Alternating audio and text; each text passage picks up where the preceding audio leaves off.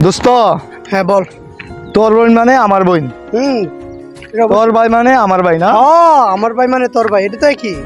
अरे कहना क्या चाहते हो? তোর মা মানে আমার মা না? অবশ্যই।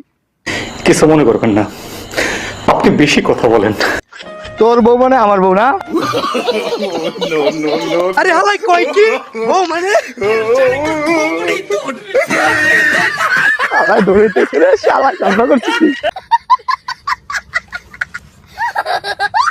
কিছু কিছু সমস্যা মনে হয় আমি তোর বউ বা তুই দাঁড়া তুই দৌড়স কে তুই কাছে আ, তুই বোর বা দিবি না, তুই কাছে আ।